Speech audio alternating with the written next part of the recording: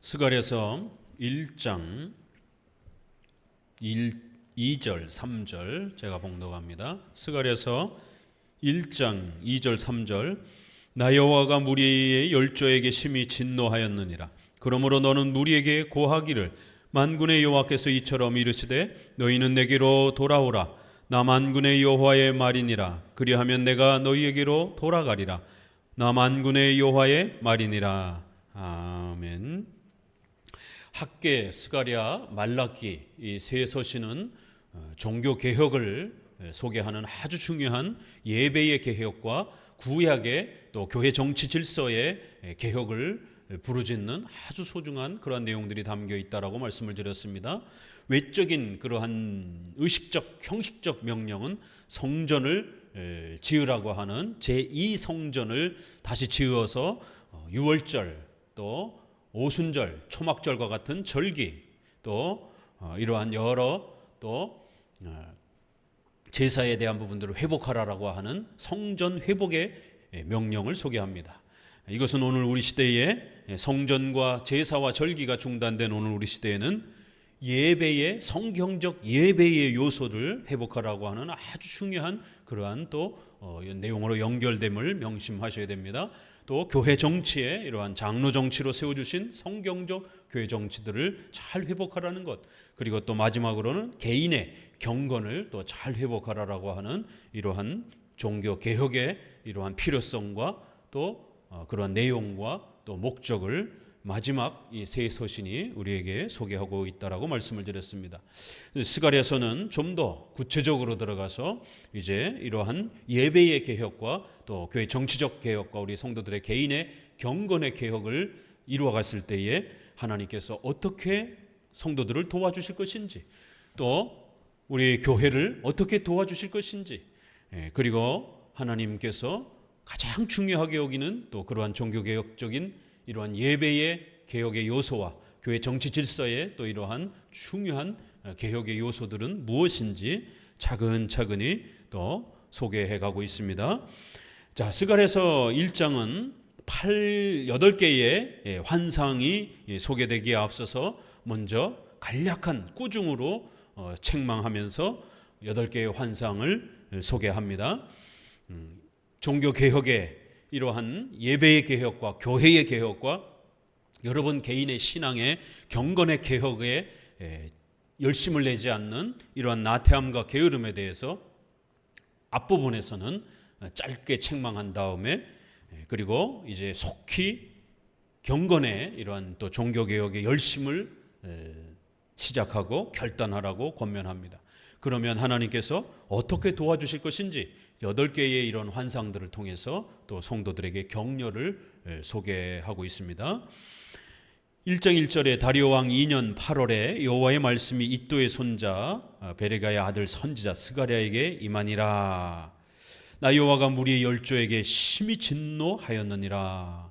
시작하자마자 하나님이 아주 엄히 꾸중하겠다, 책망하겠다라고 말합니다. 결국 이 내용은 학개와 스가랴는 거의 동시대에 그러한 사역했던 분들이기 때문에 학개서를 기억하셔야 됩니다. 학개서는 어떤 책망이 따라붙었습니까?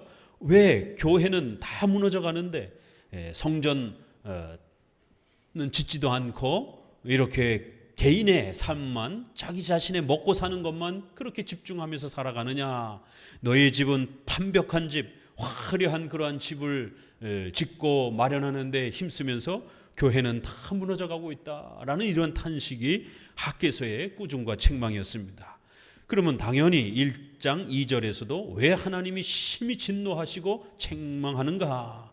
그것은 바로 개인의 삶에만 먹고 사는 문제만 너무 집중하고 결국 하나님의 교회를 등한시 여기는 각각 시대마다 그 시대를 살아가고 있는 성도들이 유형교회로 모여서 그 시대의 하나님의 나라인 유형교회로 모여서 그렇게 교회의 개혁을 힘쓰고 그 교회의 개혁은 반드시 성도 개인의 경건의 개혁으로 이어지고 성도 개인의 경건으로 이어지게 되면 성도들의 의식주의 삶에 대한 또 하나님의 개혁과 또 도우심으로 이어지는데 바로 그런 부분들을 깨닫지 못하고 오직 자신의 먹고 사는 문제에만 집중되어 있는 이러한 책망들을 하는 겁니다. 역시 종교개혁 시대에도 그 시대를 향하여 로마 가톨릭에만 빠져있는 이러한 잘못된 신앙에 빠져있는 그러한 성도들 향해서 루터나 칼빈은 이러한 구약의 선지자의 말씀들을 그대로 그들에게 적용하면서 교회의 개혁에, 신앙의 개혁에, 종교개혁에 관심이 없는 올바른 신앙을 회복하기 위해서, 또 그러한 신앙을 지켜가기 위해서, 또 그러한 신앙을 지켜가기 위해서 애쓰는 그러한 목회자를 돕기 위해서, 또 본인이 속해 예배드리고 또 말씀을 배워가는 그런 교회를 개혁하고 지켜가는 데 있어서 열심이 없는 이러한 그 시대의 백성들을 책망한 겁니다. 역시 또 오늘 우리 시대에도 동일하게 같은 내용으로 또 오늘 우리 시대를 살아가는 성도들에게 이 스가랴 말씀을 들어야 된다라고 전할 수 있는 것입니다. 과연 우리는 신앙에 제대로 된 그러한 열심이 있는가? 과연 우리는 먹고 사는 문제만큼, 돈을 버는 만큼, 또 주식이나 또 여러 투자에다가 돈을 집어넣고 매일매일 그 투자에 돈이 올라갔는지 떨어졌는지 궁금해서 매일매일 들여다보는 그 관심만큼 과연 우리는 매일매일 성경을 읽고 기도하고 교회를 위해서 기도하고 그렇게 하나님의 나라가 세워져 가기를 그렇게 관심하는가? 증권 계좌의 HTS는 쳐다봐도 성경은 안 쳐다보는 이러한 오늘 우리 시대의 나태함과 게으름에 대해서 스가랴서는 우리에게 말씀하는 겁니다. 그렇게 살아가면 큰일 난다라는 것이에요. 돈을 하나님이 벌게 해주시는 것이지 그렇게 성경은 뒤로 하고 기도는 뒤로 하고 예배의 열정은 뒤로 하고 오롯이 돈 버는 데만, 또 돈이 올라갔는지 내려갔는지 그것만 쳐다보는 데만 그렇게 시간을 쏟으면 안 된다라는 것입니다. 그러면 경건도 망가지고 여러분의 생활도 망가진다라는 것이에요. 무리의 열조에게 심히 진노하였다. 그러므로 너는 무리에게 고하기를 만군의 여호와께서 이처럼 이르시되 너는 내게로 돌아오라. 나 만군의 여호와의 말이니라. 그리하면 내가 너에게로 돌아가리라. 그런데 희한하죠? 학개 스가랴 시대에는 백성들이 신앙을 버린 건 아닙니다. 나름대로 열심히 신앙생활하고 있던 시대입니다. 그 비슷한 또 구약의 많은 시대에도 이사야나 예레미야 시대에도 보게 되면 같은 비슷한 책망들이 나옵니다. 호세아서라든가 우리가 앞서 보았던 그런 소선지서에서도 돌아오라라고 말합니다. 그런데 그들도 열심히 나름대로 예배드리고 있었어요. 열심히 제사 드리고 있었습니다. 열심히 절기를 지키고 있었습니다. 그런데 하나님은 그들을 향해서 돌아오라라고 말하는 거예요. 아니, 열심히 예배드리고 열심히 나름대로 신앙생활을 하고 있는데 하나님께서 그들을 향하여 제발 신앙으로 돌아오라라고 말하는 것이에요. 하나님께로 돌아오라라고 말하는 것이에요. 올바른 신앙으로 돌아오라라고 말하는 것이에요. 얼마나 당혹스럽겠습니까? 오늘 한국교회 전 세계에서 가장 큰 규모를 두째로 가지고 있다라고 하는 대한민국 교회를 향해서 스가랴서 말씀을 통하여 하나님께서 돌아오라라고 말씀하신다라면, 예배로 돌아와라, 신앙으로 돌아와라 라고 말씀한다면 얼마나 황당하겠습니까?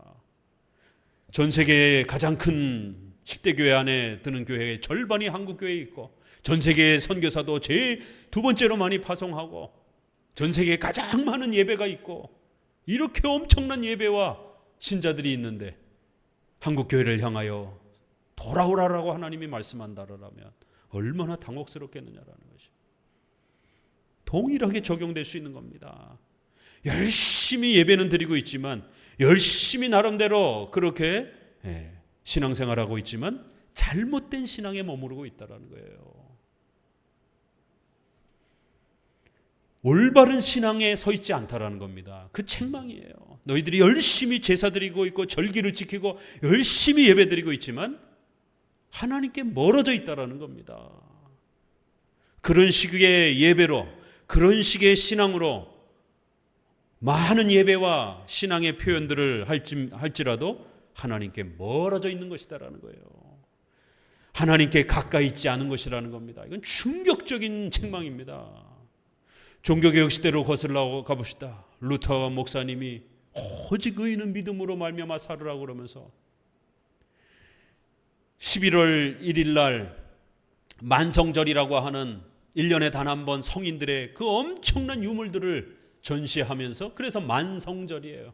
수많은 성인들의 유품들을 전시하는 날이에요. 그래서 그거 만지면 기적이 일어나고 병치료가 일어나고 귀신이 내쫓고 부자가 될 수 있다라고 하는, 복을 받을 수 있다라고 하는 이러한 미신적 행위가 바로 11월 1일 날 행해지고 있었던 것이, 바로 그 전날, 만성절 전날 10월 31일에 비텐베르크 성당에 95개 조항을 루터가 써서 붙여놓고, 성전, 벽돌은 성전이 아닙니다.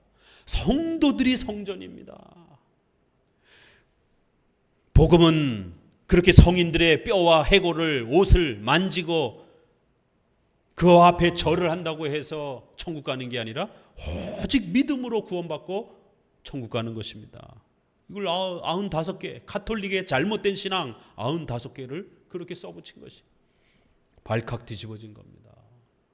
그리고는 루터는 스가랴서와 이런 말씀들을 통해서 올바른 신앙으로 돌아와야 된다라고, 하나님께로 가까이 나와야 된다라고 가톨릭 신자들을 향하여 호되게 야단칩니다. 거기 있다가는 하나님 앞에 진노의 책망을 받게 된다라고, 잘못된 예배와 미신적인 우상숭배적인 그러한 미사로 예배를 드리게 되면 하나님께 점점 더 멀어져 가는 것이다라고. 아니, 수천 년 동안, 수백 년 동안 자자손손 대대로 그렇게 미사를 드려왔어요. 그게 당연한 줄 압니다. 그렇게 해야 하나님께로 나아가는 줄 알아요. 그런데 어느 날 젊디 젊은 이런 목회자들이 오직 믿음으로 구원받아야 된다라고 외치면서 가톨릭 예배는 우상 숭배다라고 책망하면서, 그건 거짓 예배다라고 책망을 하면서, 그렇게 예배드리면 더욱 하나님 앞에 책망을 받게 된다라고 하며 돌아오라라고 외친 것이에요. 개신교회로 돌아오라라고 외쳤던 겁니다. 과연 오늘 한국교회는 어떤 예배를 드리고 있습니까? 출처도 알 수 없는 예배, 성경에 근거도 없는 예배, 그 이름조차도 희한한 예배들이 난무합니다. 무슨 열린 예배부터 시작해서 수많은 그러한 출처를 알 수 없는 예배들이 수두룩하게 쏟아져 나옵니다. 로마 가톨릭의 이러한 수도원 운동들을 따라하면서 관상기도와 또 이러한 침묵, 이러한 수행과 이런 것들을 따라합니다. 그러더니 최근에 와서는 타종교의 그러한 또 풍속들까지도 따라합니다. G12부터 시작해서 이런 여러 가지 운동들이 다 결국 로마 가톨릭에서 행했던 그런 과거의 운동들이요, 또 타종교에서 행하는 그런 여러 모습들을 혼합해서 그렇게 예배드리고 있습니다. 오늘날 드려지는 찬송들은 종교개혁자들이 그렇게 소중하게 회복시켜놨던 시편 찬송과 이 소중한 거룩한 찬송들은 다 사라져버리고 세상의 온갖 그러한 음악들을, 적어도 세상 사람도요 고전 클래식을 존중하는 이유가 있는 겁니다. 현대음악도 나름대로 가치가 있지만 그래도 그 서구나 오늘날이나 아직도 고전 클래식을 좀 더 점잖고 좀 더 품위가 있는 그런 음악으로서 그렇게 존중을 받고 있는 것이. 그래서 이런 유명한 클래식 대회에 나가서 상을 받게 되면 군대 면제를 받게 됩니다. 그러나 BTS는 면제를 못 받았습니다. 대중음악은 아직 그 정도로 사회적 합의가 아직 안 돼 있는 것이. 음악에 많은 문화가 뒤떨어지는 우리나라조차도 이런데 하물며 서구에서는 더더욱 일반 대중음악과 고전 클래식 음악은 품격을 많이 차이를 둡니다. 또 일반 대중음악에 있어서도 많은 사람들이 보편적으로 좋아하고 청소년이나 어른들의 그런 정서에 좋은 그런 영향을 끼치는 그런 대중적 그런 음악과 아주 좀 더 과한 그런 음악들을 일반인들도 구별하려고 애를 씁니다. 그래서 락이라든가 헤비메탈이라든가 이런 지나친 그러한 정서에 극영향을 주는 이러한 음악들은 아주 소수 사람들이라든가 또 아주 이러한 좀 더 폭력적이고 또 이러한 어둠에 이러한 좀 가려진 그러한 술집이라든가 이러한 낮은 그러한 문화 속에서 사람들이 행하는 음악으로 자기들 나름대로 그 음악의 성질과 성격을 구분해 가려고 애를 쓰는 것이에요. 모든 음악이 똑같이 취급되지 않습니다. 그런데 어떻게 교회에서 종교음악과 일반 음악조차도 구별을 안 하고 오히려 일반인들조차도 악의를 가졌을 때 헤비메탈을 듣는 사람들이 많지 않습니다. 악의를 가지면 클래식 음악을 안 듣던 사람도 들으려고 애를 쓰는 것이에요. 왜요? 아기에게 좀 더 좋은 영향을 주고 싶은 마음에서, 또 어린아이를 출산해서 키워가면서 아이들의 정서에 조금 더 도움이 되라라고 헤비메탈을 틀어놓고 있지 않습니다. 그건 상식적인 부모로서 몰상식한 행동이라고 부모 스스로도 알고 있는 것이에요. 그런데 교회는 그 정도의 상식도 없어져 버렸습니다. 세상 사람도 적어도 막 술집에서 막 놀고 막 그렇게 엉망진창으로 술에 취해서 자기들의 그러한 쾌락을 폭발할 때 사용하는 음악과 적어도 임신과 출산과 내 자식을 좀 더 건강하게 키우려고 할 때는 음악을 달리하고 있는 것이에요.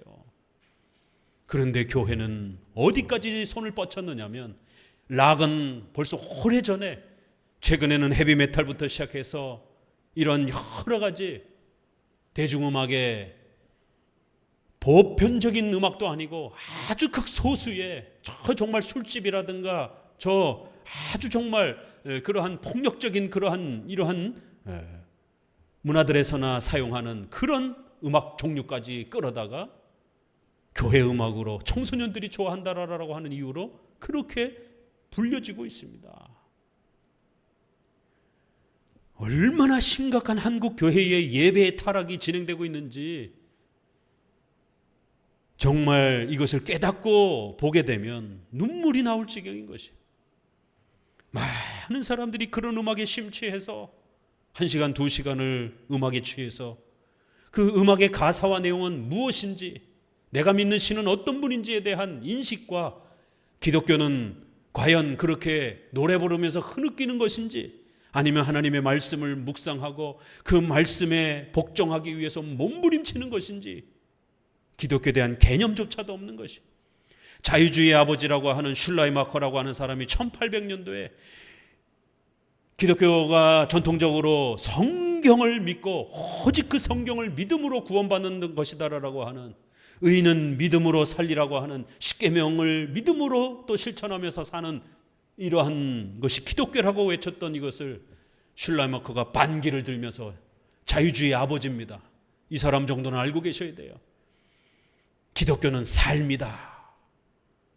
기독교는 감정이다. 외치기 시작한 거예요. 그 전까지 우리 정통 교회에 있어서는 기독교는 교리다. 기독교는 성경을 사랑하는 것이다. 이렇게 외쳤던 이러한 주제가 기독교는 교리보다 삶이다라는 거예요. 어떻게 착하게 살아가느냐, 그게 더 중요한 것이다라는 거예요. 기독교는 뜨거운 감정이라는 거예요. 신학적으로 어려운 말로 인투이션이라 해서 직관이라고 이렇게 표현합니다. 이 쉬운 말로 감정이라는 말이에요. 교리를 배우고 성경을 배우고 이딴 거 기독교 아니라는 겁니다.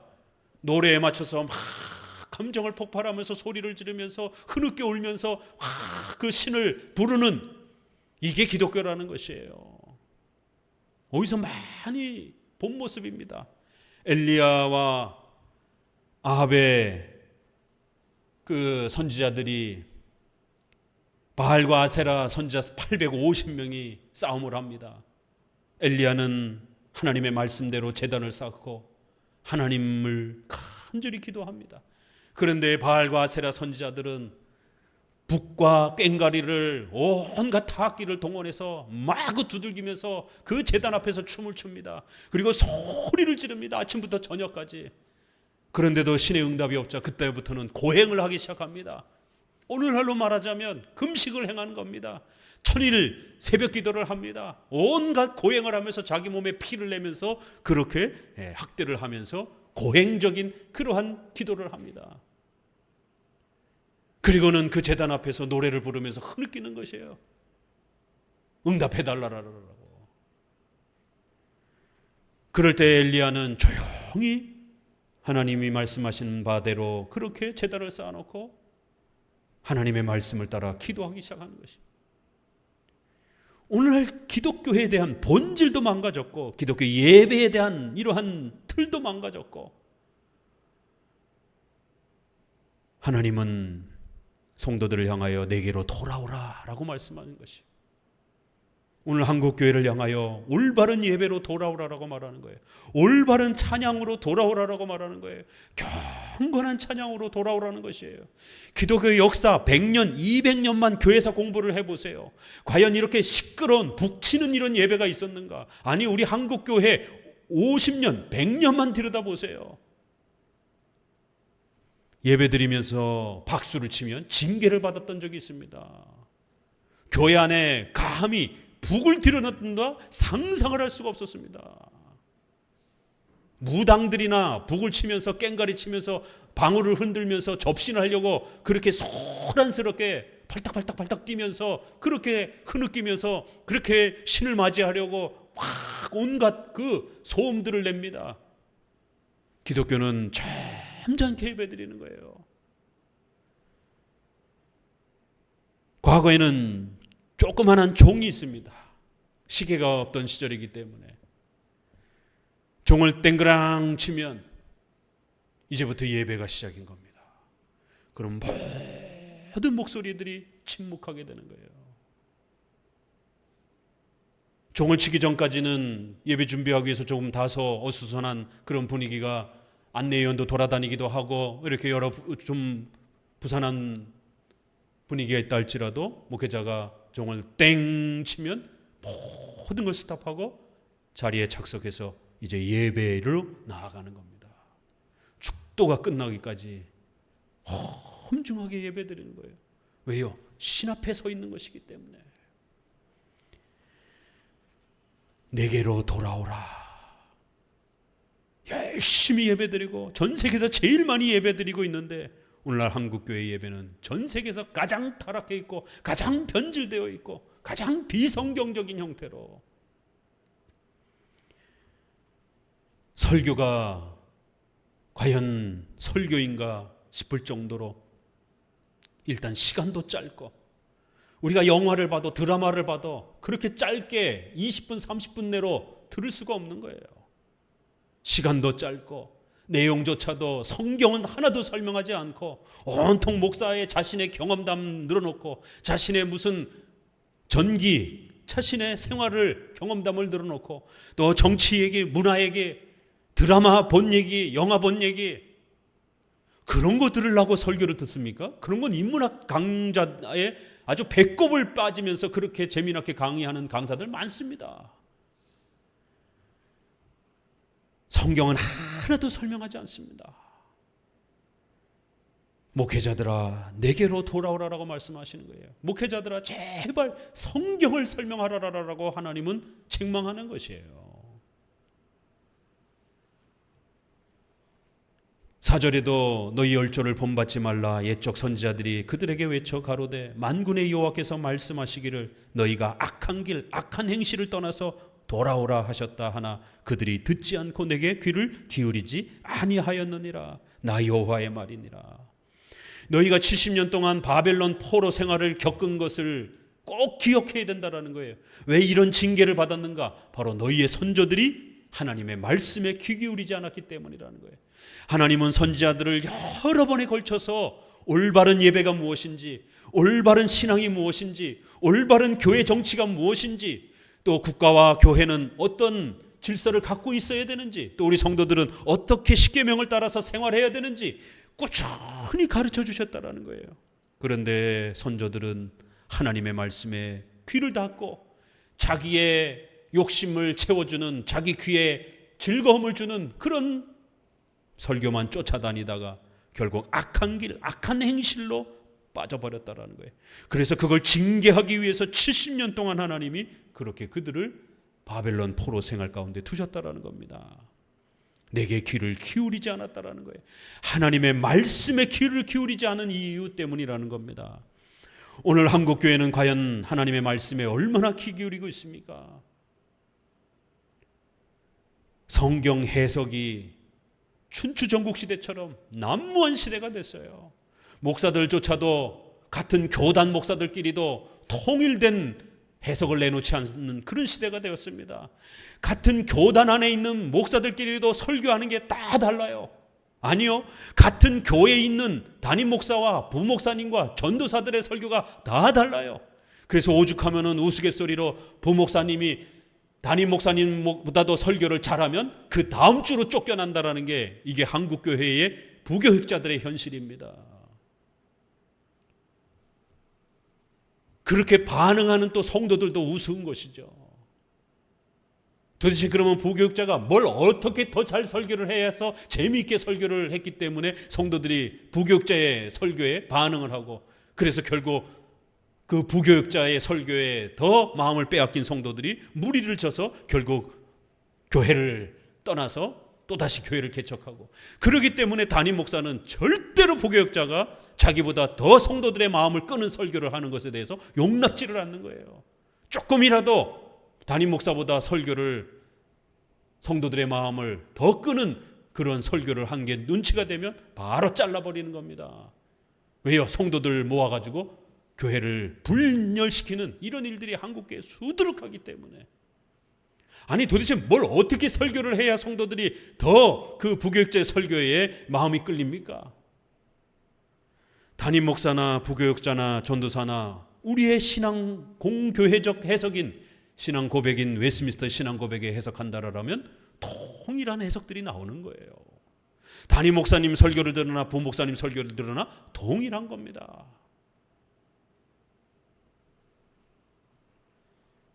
그렇기 때문에 오늘날 이렇게 설교의 통일성이 없는 이 폐단 때문에 부교육자들은 어떻게 해서든지 담임 목사보다 더 잘 설교하려고 기를 쓰고, 그렇게 해서 성도들의 마음을 빼앗아서 교회를 개척하려고 몸부림치는 거고, 또 담임 목사는 안 뺏기기 위해서 자기보다 수준이 떨어지는 그런 부교육자들만 골라서 뽑는, 일단 학위에서 자기보다 더 많이 공부하면 안 뽑습니다. 일단 참혹한 현실입니다. 한국교회가 중세시대처럼 타락해가고 있는 증거들이에요. 공교회적 해석을 잃어버리니까 이런 일이 벌어지는 겁니다.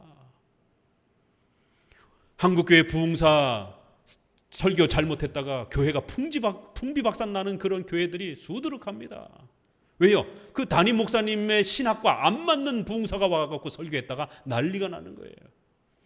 그런데 초빙하는 부흥사가 담임 목사하고 신학이 같은지 안 같은지 어떻게 검증합니까? 인기가 많더라라고 하니까 일단 모셔봤는데 신학이 달라요.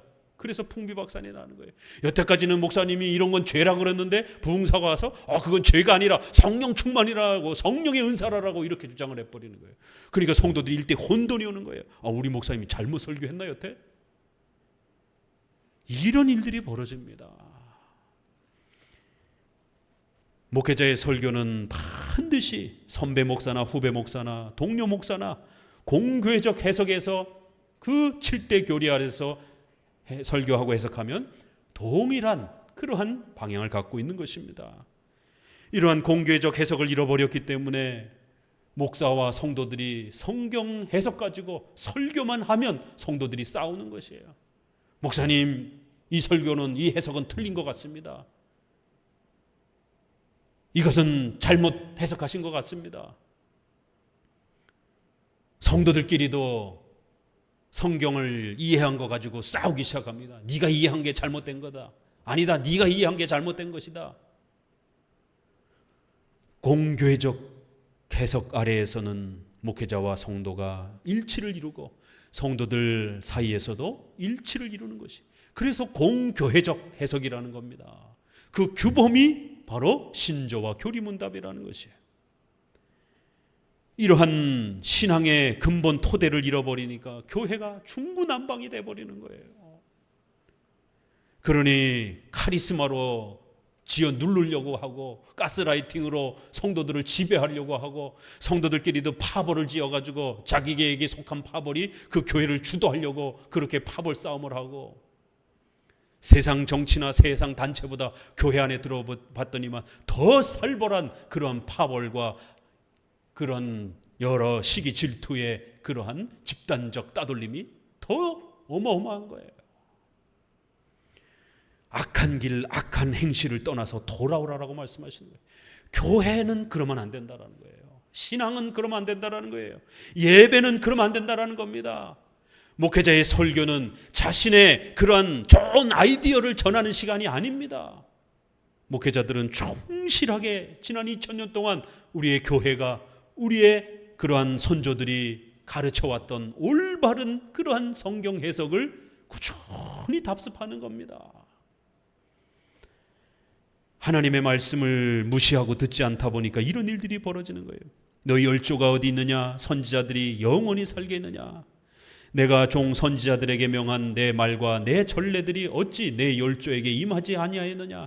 그러므로 그들이 돌쳐 이르기를 만군의 여호와께서 우리 길대로 우리 행위대로 우리에게 행하시려고 뜻하신 것을 우리에게 행하셨도다 하였다 하셨느니라. 이제 너희 열조들이 어디 있느냐라는 거예요. 그 악한 길을 행하던 너희 열조들이 어디 있느냐라는 거예요. 선지자들이 그때마다 계속해서 말씀을 전해야 되겠느냐라는 거예요. 비록 선지자는 죽고 살았을지라도 너희에게 뭐가 있다고요? 그 선지자들이 남겨준 말씀과 규례와 전례들이 있지 않느냐라는 거예요. 하나님의 말씀과 하나님의 규례들이 남아있다라는 거예요. 그 하나님의 말씀과 그 규례들, 규례 이러면 교회의 그런 성례들, 예식들을 주로 말하고 말씀, 율법 그러면 좀 더 그 명령의 말씀을 이렇게 표현하기도 합니다. 다 같은 것이기도 하지만 또 구별해서 하나님의 말씀과 그 교회의 그러한 이 여러 성례들과 또 예식들은 여전히 남아있다라는 거예요. 열심히 바르게 배우고 익히기만 하면 얼마든지 회복될 수 있다라는 거예요. 그런데 게을러서 먹고 사는데 바빠서 예배를 못 나오고 주일 성수 못하고 먹고 사는데 바빠서 내 집 마련하는데 바빠서 11조 하는 것도 그렇게 용기를 못 내고, 자식들을 좋은 대학 가르치려고 그렇게 교리문답 소요리문답 가르칠 시간도 없고, 성경적인 예배와 찬송과 교회 질서를 배우는데 나태하고 게으른 이 상태를 돌아보라는 것이에요. 깨달았으면 속히 돌아오라는 거예요. 그러면 하나님께서 너희에게로 다시 돌아가겠다라는 거예요. 분명히 회개의 책임은 우리에게 있는 겁니다. 그렇기 때문에 2절 3절에서도 너희가 결단하고 회개하고 돌아오라는 거예요. 그럼 하나님이 너희에게로 돌아가겠다라는 거예요. 물론 회개의 능력과 은혜는 하나님이 주시는 것입니다. 그러나 회개의 책임은 우리에게 있는 거예요. 우리가 결단하고 반성하고 돌이키셔야 되는 거예요. 그럼 하나님께서 풍성한 은혜로 경건의 회복의, 종교 개혁의 경건 회복의 역사를 부어주실 것이다라는 거예요. 너희 곁에 남겨준 말씀과 그 많은 전례들이, 규례들이 있다라는 것이에요. 이런 하나님의 말씀을 무시했기 때문에 바로 우리가 행한 대로, 우리가 저질렀던 그 불신앙대로 하나님이 우리를 책망하셔서 바벨론 포로 생활을 우리가 겪게 하신 것이다. 바로 우리에게 행하려고 뜻하셨던, 바로 우리에게 징계하려고 뜻하셨던 것을 그렇게 행하신 것이다. 그렇기 때문에 바벨론 포로 생활에서 이제 돌아와서 속히 성전을 짓고 그 다음에 성도들의 개인의 먹고 사는 문제들을 또 최선을 다해서 살아가라는 것이에요. 이렇게 신앙의 회복, 예배의 회복, 교회의 회복을, 경건의 회복을 당부하고 나서 거기에는 반드시 하나님의 말씀과 전례들, 그 성례의 예식들을 통하여 그렇게 회복되어져 가야 된다라고 먼저 교회 개혁의 중요한 또 요소를 이렇게 말씀합니다. 그리고 또 회개해야 될 것을 속히 결단해야 될 것을 촉구합니다. 이렇게 종교 개혁의 요소가 중간중간에 이렇게 또 몇 가지씩 쏟아져 나옵니다. 자, 이제 본격적으로 8개의 환상이 소개가 됩니다. 비록 성도들이 힘들고 어려울지라도 결단하라는 거예요. 지금 용기를 내라는 것이에요. 주일 성수하기 위해서 결단하라는 겁니다. 11조 헌금 생활을 하기 위해서 용기를 내라는 것이에요. 시편 찬송을 부르기 위해서 비록 처음 배우려고 부르려고 하면 음도 잘 안 익혀지고 또 가사도 잘 안 외워집니다. 그러나 용기를 내서 결단하라는 거예요. 과거에 그 재미나게 불렀던 CCM이라든가 이런 부분들에 대해서 과감히 내려놓고 적어도 시편 찬송에 이런 부분들을 음을 익히려고 애를 쓰고 노력하라는 거예요. 장로 정치는 복종과 순종의 원리를 기본으로 합니다. 교회법을 기본으로 합니다. 유스 디비눔이라고 하는 노회와 총회의 상회제도가 있습니다. 그 상회제도에 복종해야 됩니다. 목사도 복종해야 되는 것이에요. 또 당회제도 아래 성도들은 복종해야 되는 것이에요. 그러니까 장로교를 싫어하는 거예요, 사람들이. 오늘날처럼 정치에 있어서도 평등을 주장하고 민주주의를 주장을 하고 모든 사회가 평등의 개념이 가장 우선적인 원리로 모든 것이 작동되어져 가는 이런 시대에 교회만이 평등에 대한 이 개념을 거꾸로 집행하고 있는 거예요. 분명히 만인 제사장이 있습니다. 모든 성도들은 남녀는 노소할 것 없이 예수 그리스도 앞에 평등하게 구원받을 수 있습니다. 그러나 교회적 질서에 있어서는 교회의 대표자들을 뽑으시고 그 대표자들에게 복종하도록 권한을 주셨다라는 거예요. 그리고 그 당회는 또 자신들의 상회가 되는 노회, 총회에 복종해야 된다는 거예요. 그 총회와 상회는 절대 권력의 그러한 상회가 아니라 교회법을 기준으로 하는 그런 상회이기 때문에 일반 군대 계급하고 다르다라는 겁니다. 교회법은 반드시 하나님의 말씀을 기본으로 해서 법을 정하는 원리가 있다라는 거예요. 그래서 우리가 상회를 존중하고 상회의 교회법에 복종하는 것은 하나님의 말씀에 복종하는 것이에요. 군대 문화하고 그래서 다른 것이, 복종이라는 단어는 똑같이 쓰지만 내용이 다른 것입니다. 이렇게 힘들고 어려워 보이는 성경의 개혁을 우리에게 요구할 때에 용기를 내라는 것이에요. 그러한 예배의 개혁과 교회 정치의 개혁이 옳은 줄 알고 도전해 보시라는 거예요. 실천해 보시라는 거예요. 하나라도 실천해 보시라는 거예요. 그러면 하나님이 도와주시겠다라는 거예요. 여러분이 조금 노력한 그러한 찬송에 열심히 수많은 악기를 동원해서 어마어마한 감미로운 그러한 멜로디를 가지고 1시간, 2시간 찬송을 불러도 구원의 확신을 느낄 수 없었던 그러한 찬송들이 어렵고 힘들지만 시편 찬송을 가지고 몸부림치면서 10분, 20분 찬송을 부르기 시작하면 구원의 확신이 강력하게 여러분 안에 자리 잡을 것이다라는 거예요. 안 믿겨지십니까? 이게 장로교의 예배의 특징인 거예요. 오늘날 성도들은 구원의 확신이 없어서 그렇게 2시간, 3시간씩 예배드리고 찬송 부르지만 문 닫고 딱 나가면 마음이 확 시끄러집니다. 하나님에 대한 확신도 없습니다. 기도 응답에 대한 불안감이 그를 지배합니다. 왜요? 그건 성경이 약속한 것들이 아니었기 때문에 그런 겁니다. 대신 성찬에 참여하기 위해서 몸부림치셔야 되는 거예요. 성찬이 뭔지도 잘 모르겠어요, 아직.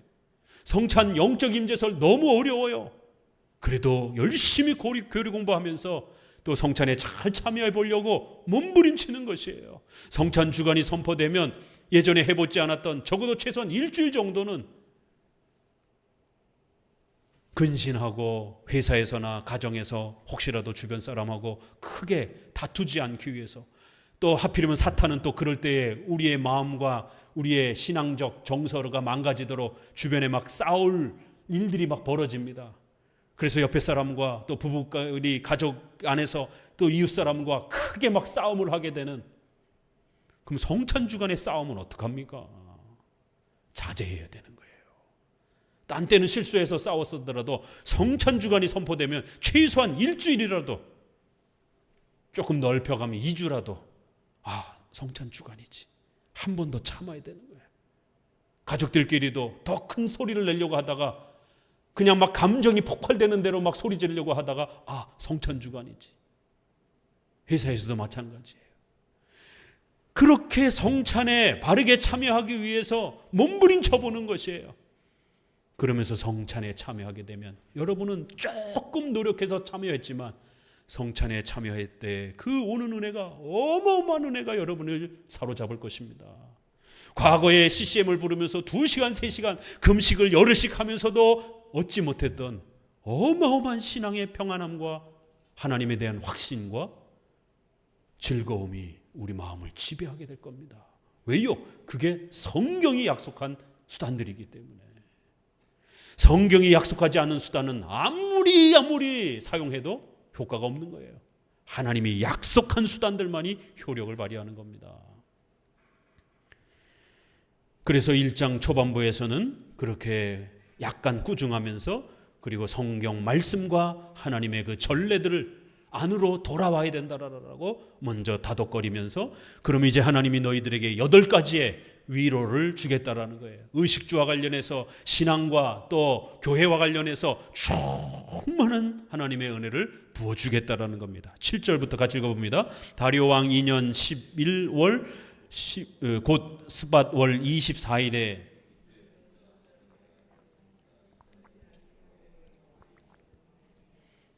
내가 밤에 보니 사람이 홍마를 타고 골짜기 속 화석류 나무 사이에 섰고 그 뒤에는 홍마와 자마와 백마가 있기로 내가 가로되 내 주여 이들이 무엇이니까? 내게 말하는 천사가 내게 이르되 이들이 무엇인지 내가 내게 보이리라 하매 화석류 나무의 사이에 선 자가 가로되 이는 여호와께서 땅에 두루 다니라고 보낸 사자들이라. 그들이 화석류 나무 사이에 선 여호와의 사자에게 고하되 우리가 땅에 두루 다녀보니 온 땅이 평안하여 정원하더이다. 여호와의 사자가 응하여 가로되 만군의 여호와여 여호와께서 언제까지 예루살렘과 유다 성읍들을 긍휼히 여기지 아니하시려나이까? 이를 노한 지 70년이 되었나이다 하며 여호와께서 내게 말하는 천사에게 선한 말씀 위로하는 말씀으로 대답하시더라. 내게 말하는 천사가 내게 이르되 만군의 여호와의 말씀에 내가 예루살렘을 위하여 시온을 위하여 크게 질투하며 안일한 열국을 심히 진노하나니 나는 조금만 노하였거늘 그들은 힘을 내어 고난을 더하였음이라.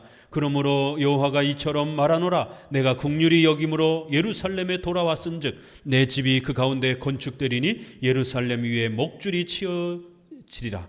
나 만군의 여호와의 말이니라 하셨다 하라. 다시 외쳐 이르기를 만군의 여호와의 말씀에 나의 성읍들이 넘치도록 다시 풍성할 것이라. 여호와가 다시 시온을 안위하며 다시 예루살렘을 택하리라 하셨다 하라.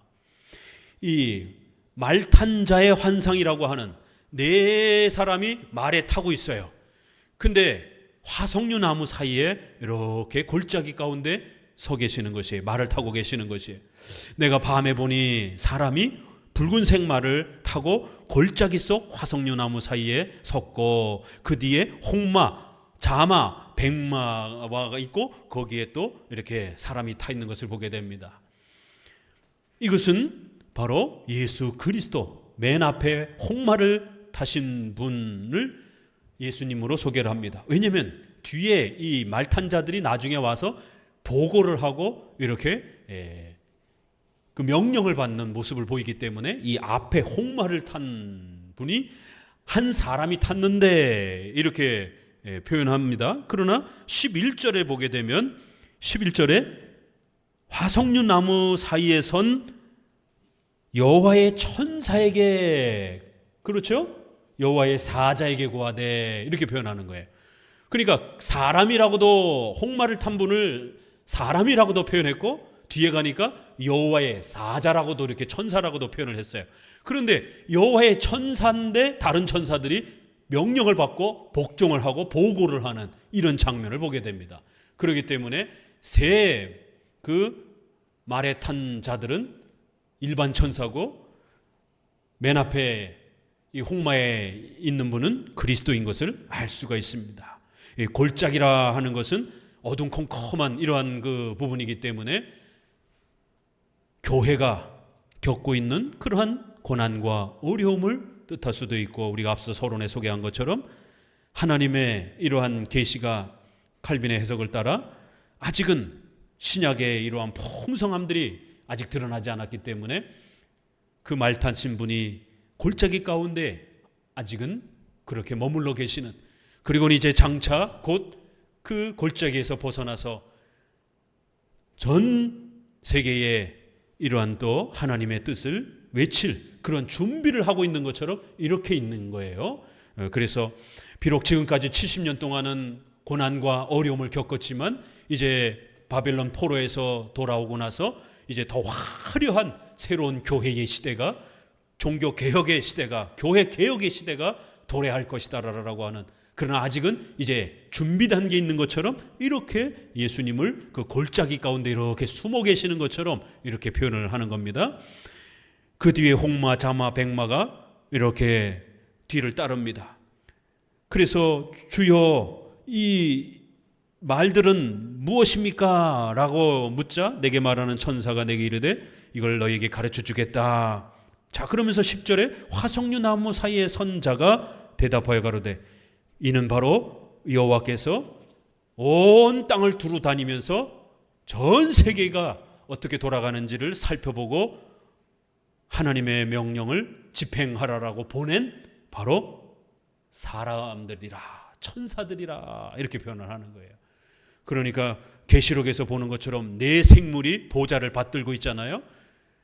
요한계시록에 보게 되면 바퀴가 있는데 그 바퀴 안으로 또 바퀴가 막 돌아요. 상상을 해보세요. 성경에서 말하는 천사는 굉장히 무서운 모양입니다. 우리가 이렇게 그림에서 나타나는 이런 천사들은 되게 이렇게 뭐 예쁘게 아기처럼 이렇게 해놨지만 실제로 천사의 모습은 구약에서 또 신약에서 말하는 천사들은요 굉장히 무서운 존재입니다. 6 날개가 있는데 날개마다 눈들이 번쩍번쩍번쩍하고 머리가 4개나 달려있고, 그러다가 갑자기 바퀴로 또 표현을, 마차처럼 표현을 합니다. 그런데 바퀴가, 큰 바퀴가 하나가 존재하는데 그 바퀴 안에 또 바퀴가, 그래서 상하 좌우로 어디를 가든지 돌 수 있는 형태로 바퀴가 돌더라는 거예요. 근데 그 바퀴 안에 눈들이 다 붙어 있는 거예요. 생각해 보세요. 커다란 바퀴가, 우리가 뭐 타임머신 같은 거 영화 같은 데 보면 막 타임머신이 막 이렇게 막 기구가 돌잖아요. 근데 그 안에 눈들이, 커다란 눈이 이렇게 막 애려보고 있는 거예요. 얼마나 이게 뭐 저기 뭐에 영화에서나 나오는 SF에서나 나오는 그런 장면 아닙니까? 눈이 막 이따만한 눈이 막 그 바퀴 안에서 막 휘둥그리면서 막 이렇게 막 두리번두리번거리면서 보고 있는 것이에요. 그래서 미국 1달러 지폐에 보게 되면 그 피라미드에 눈이 이렇게 있는 겁니다. 그래서 이제 이 프리메이슨, 일루미나이트 이런 음모론자들은 그게 이제 그 프리메이슨의 상징이다라고 이 삼각형하고 그 눈하고 이제 이렇게 어거지 해석을 하는데, 그거는 그게 아니라 이렇게 전 세계를 본다, 이런 그 눈이 그렇게 온 세상을 본다, 이제 이러한 그 관점에서 기독교인들이 이러한 기독교적 사상이 담겨져 있는 이제 그런 것이기도 하고, 또 미국이 전 세계를 패권을 지배하고 싶어하는 그러한, 또 그래서 이 눈이 뭐 천리경 뭐 이렇게 옛날에 그런 문화 속에서는 이게 굉장히 자연스러운 거예요.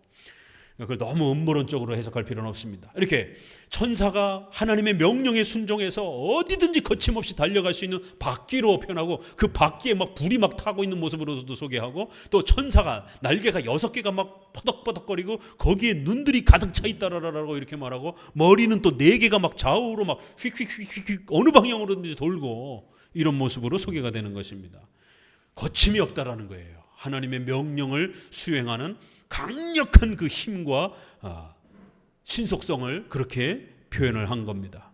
그러한 형태가 말로 표현하잖아요. 또 말도 빠르잖아요. 고대에는 아주 강력한 그런 무기였기 때문에 말을 타고 전쟁을 할 때 신속하게 달려가는 것처럼 이렇게 사람들이 말을 타고 대기하면서 명령을 기다리고 있는, 하나님의 명령을 기다리고 있는, 그래서 온 세상을 두루 다녀보고 그리고 나서 이제 보고하더라는 거예요.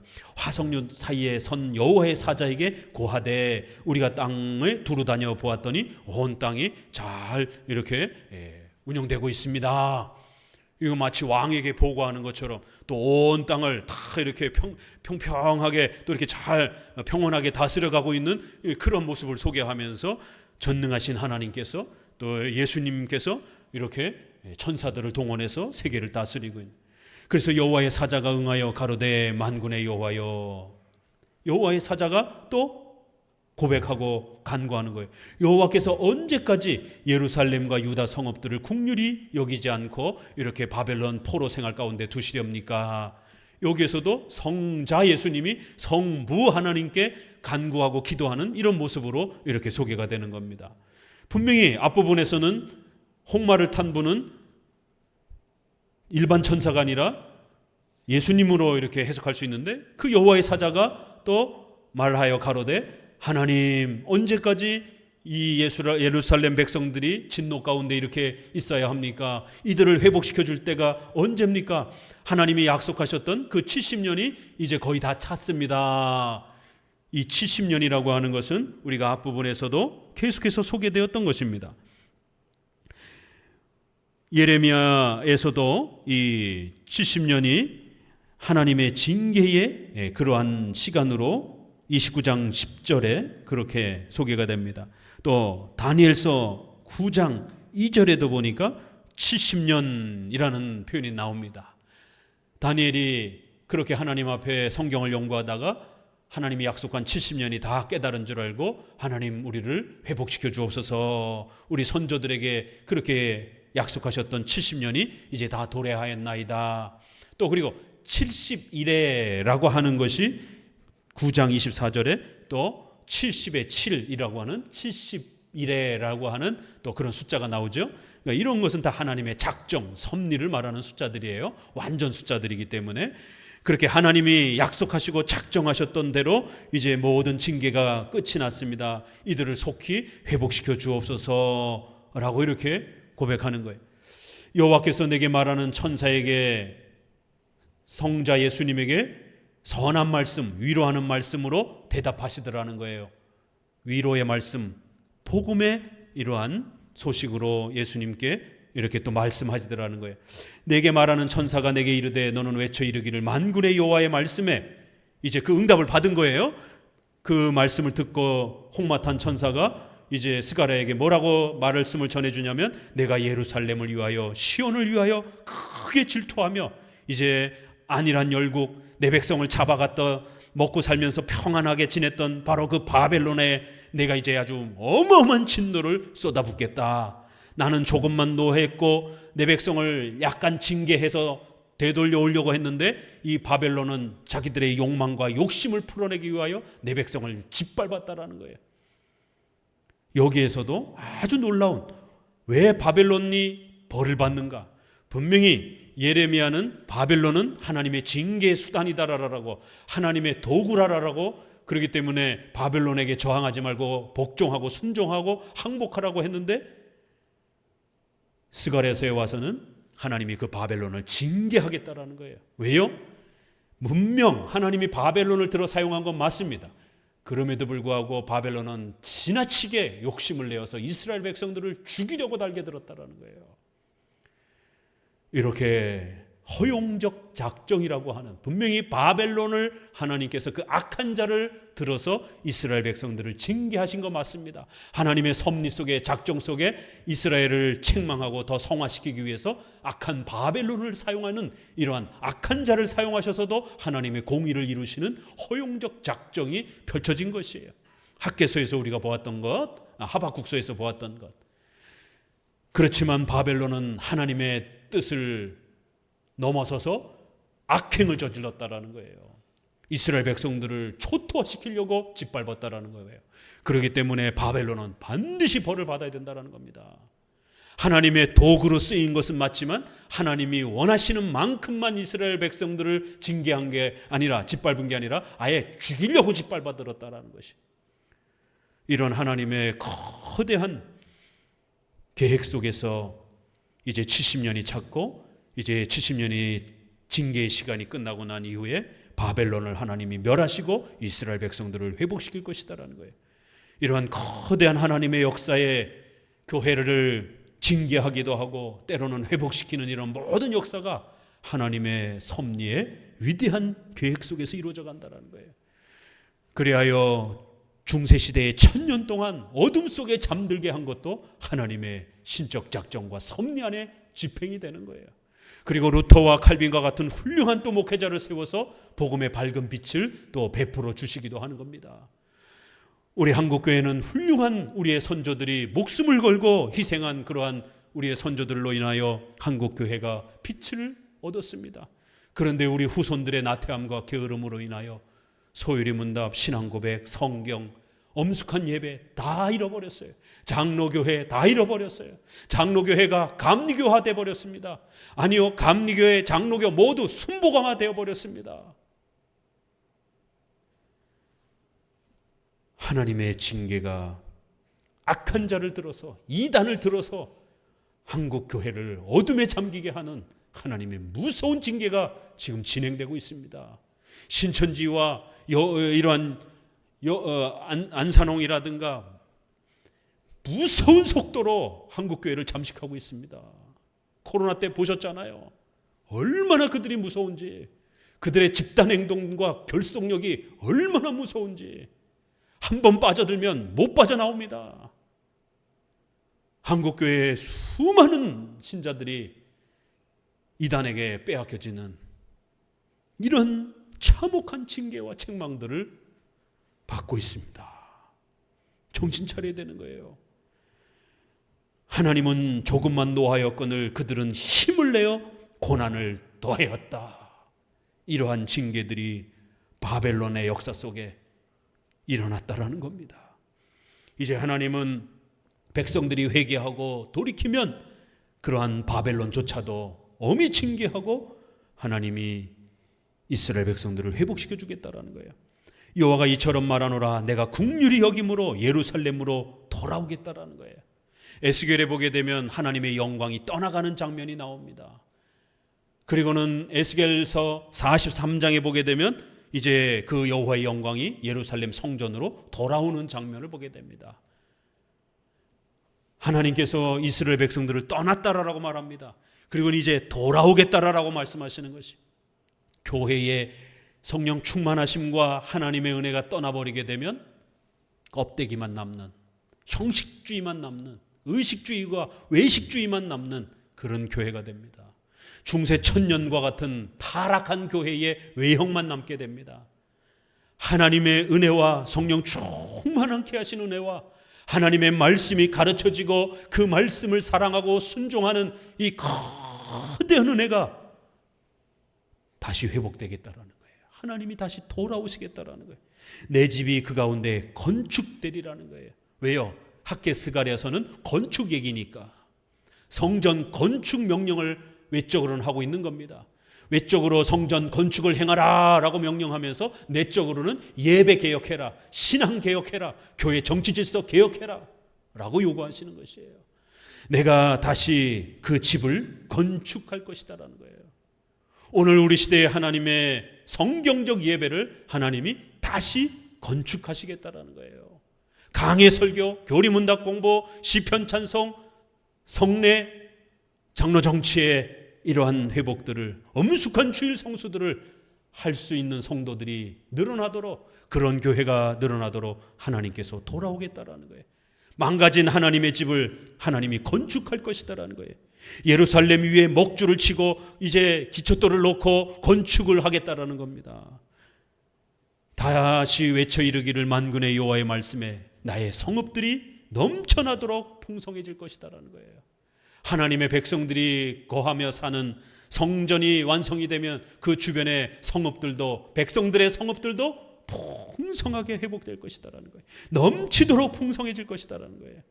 여호와께서 다시 시온을 돌보며 예루살렘을 택해 주실 것이다라는 거예요. 가장 소중한 위로, 너희는 나의 백성이다라는 거. 예정론이 이렇게 소개가 되는 거예요. 예정이 취소가 됐다가 예정이 다시 세워진다, 이러한 유보적 칭이라든가 조건적 예정을 말하는 건 아닙니다. 징계를 말하는 것이죠. 하나님이 다시 너희에게 시온을 안위하며 은혜의 충만함을 택한 자가 누리게 되는 그 풍성함들을 회복시켜 주실 것이다라는 거예요. 18절, 내가 눈을 들어 본즉 내 뿔이 보이기로, 두 번째 환상이 보입니다.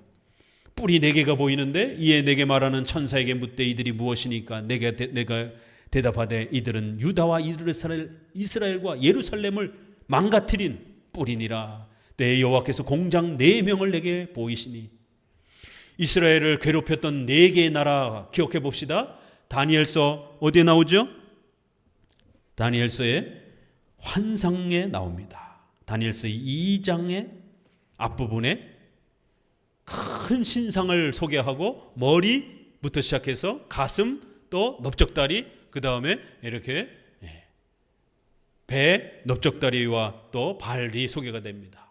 또 거대한 짐승 4개를 소개합니다. 사자, 또 곰, 그 다음에 표범, 그 다음에 천리빨을 가진 짐승, 4짐승을 소개합니다. 어떤 나라들이죠?